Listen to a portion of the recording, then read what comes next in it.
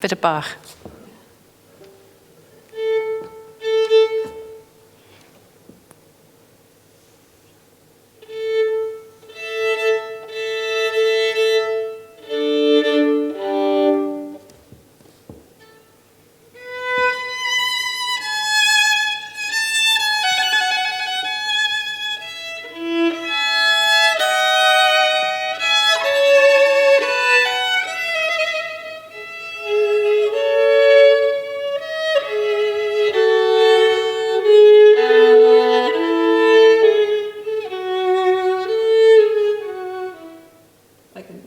No, I mean, I was really enjoying it. Thank you. I want to say that I was very nervous when I was sitting there. Yeah. And now I was trying to think about breathing, to make contact with the audience. Yeah. And it's very, very much easier to be here.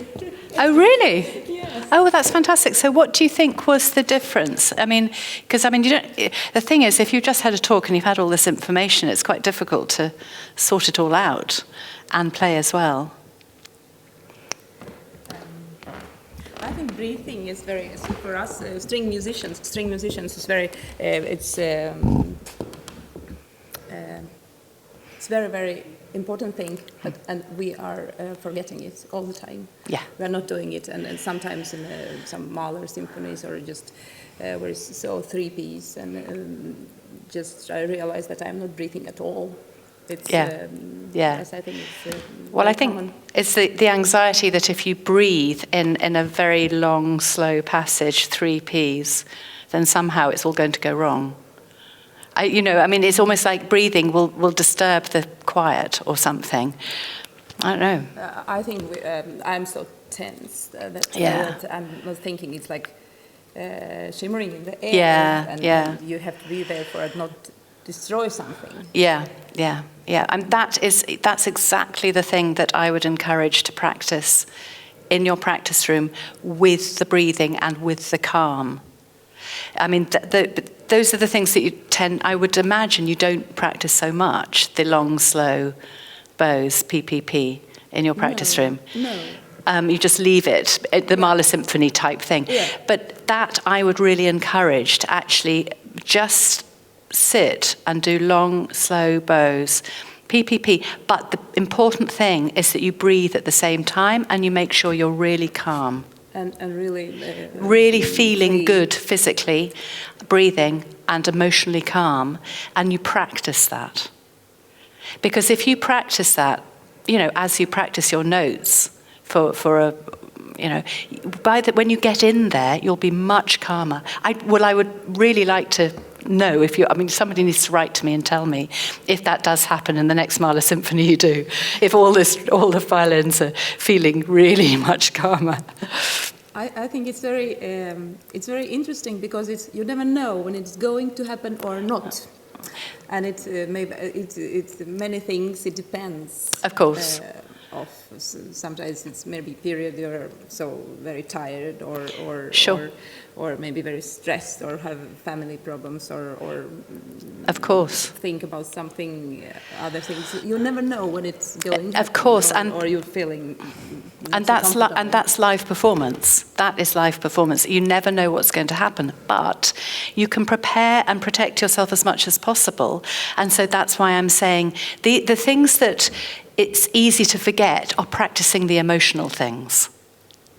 Yes. Practicing feeling calm when you're doing a difficult passage. Practicing breathing when you're doing a slow, difficult passage. Practicing checking your shoulders are free when you're doing that. So that then gets built into the muscle memory and your emotional muscle memory. Mm-hmm. So when you then find yourself in that position again, you're more likely to be secure and comfortable, even if something has happened in the family or you've had a long time getting here or you're tired or whatever, you're more likely to be comfortable. Mm. Then I have one question about, for me, sometimes I feel like I don't know how it's going to be until the first note. When it's first note, then now it's happening, and now Right. Is it I think that's very normal for a lot of people, but I think you can use your mind and visualize more how you want it to be, rather than let's just see what happens. Yes. Yeah, because everybody practices. Everybody learns the notes, learns the bowings, learns the fingering, but you don't practice, I want it to be like this. I'm imagining it, this is the visualizing bit that I talked about. Imagine the performance. How do you want it to be? Can it be too much if I'm realizing maybe I'm going to play like this, and coming in the concert and it's not like this? It's like it's another thing that. Well, then you ask a question. I wonder why that was, rather than it being a bad thing. Okay. It's just oh, that's interesting. I don't know. Well, maybe I'll try something else next time. It's. I think it's just. It's sort of imagining, I think more than anything, it's imagining feeling good when you're doing it, because that's so important. The feeling good, I didn't talk about very much, but that feeling good is a bubble that protects you from so much, all the negative stuff. It protects you from nerves, and it actually helps you sort of to express yourself as you want to express yourself. And we're so much more expressive if we're relaxed and enjoying ourselves. Mm. Then I have another question about, for example, if I have a very special concert or something, then I think very much of it, and maybe weeks before, and then it can be that I'm sleeping very bad, or is it some connection with this? Well, you're worried about it. Yes, I'm worried about it. Yeah. Yes. How to get out of How this? to deal with that? Well, I think it's just a combination of all of these things. It's like, you do what you need to do, you do the practice you need to do, and you give yourself enough time and you practice. I do think practicing performing is really important.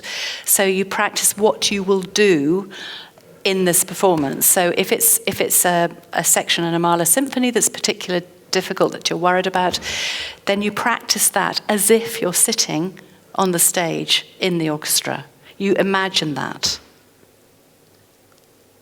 Yeah, that's interesting. Yeah, because it's different, isn't it? Because what you do is like, okay, I'll do this difficult passage, I'm in my practice room, okay, it's better, yeah. But that's nothing to do with what's going to happen when you're in the big concert hall.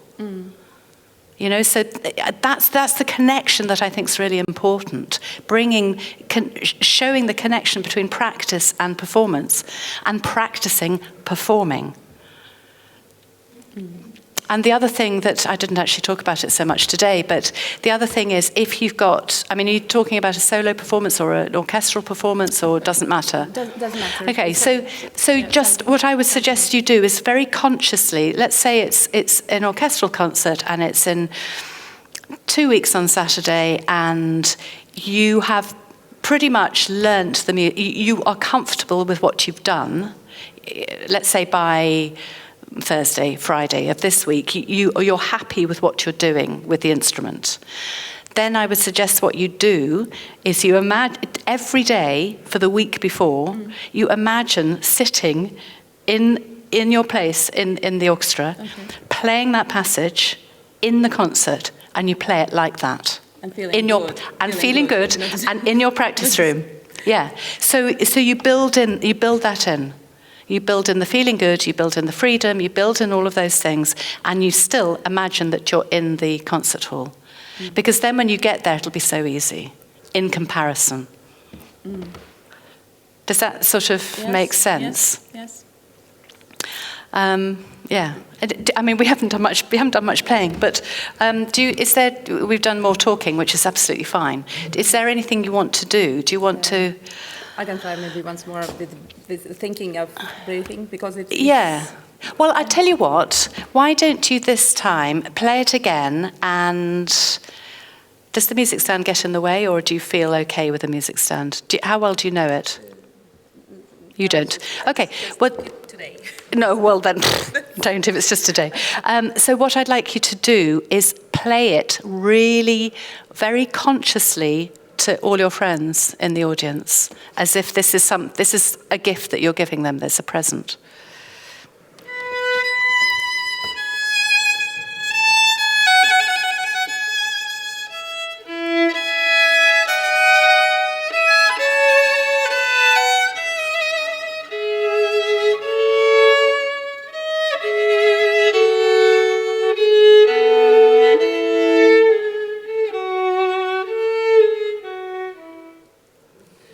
Oh, wow, that's so lovely. Oh, look at that. It is amazing, isn't it? Look, she's even got tearful. Yeah, but I mean, what did it feel like to you? It's clear what you're feeling, isn't it?